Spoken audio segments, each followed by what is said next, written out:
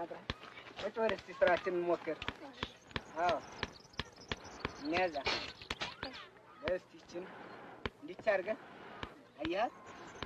Today is my first lesson.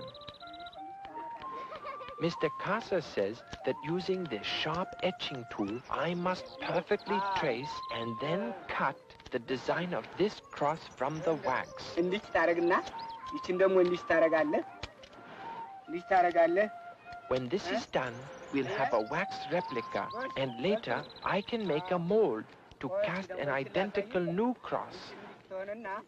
But he says I must not leave any weak links in the wax, or when the mold is finally cracked open, the new cross may break.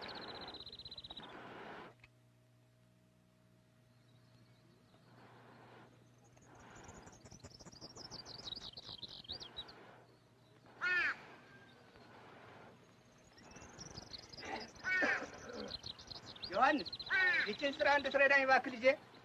ይቺ ለነገ የምናደርሳት ስለሆነ አሁን እስኪ Mr. Casa says the mud we use to make the molds for our crosses must be soft and damp, so all the small spaces in and around the wax model will be filled in completely. በጣም ጥሩ።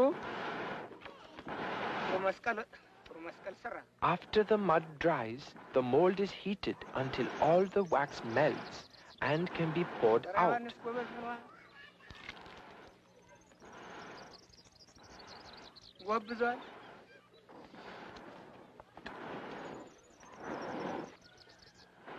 Then we'll pour in the molten brass, which will fill in the spaces, taking the shape of the cross. When the metal cools, the mold can be broken open.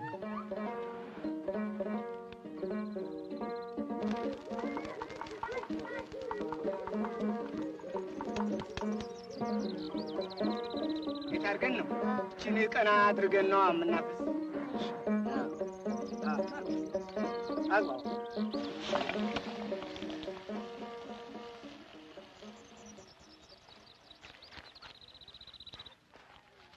በጣም ጥሩ መስቀል ወልማዝ እንደስ ሮና ወጣ Mr. Casa says the cross is better than he expected, and Mr. Amdi likes it too. I'm just happy it didn't break.